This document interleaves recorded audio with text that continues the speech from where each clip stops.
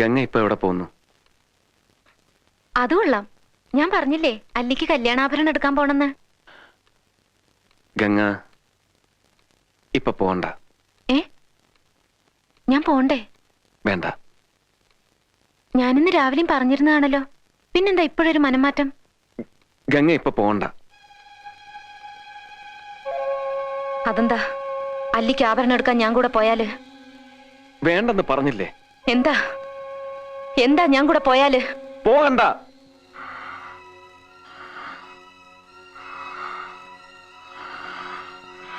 വിടമാട്ടെ, വിടമാട്ടെ.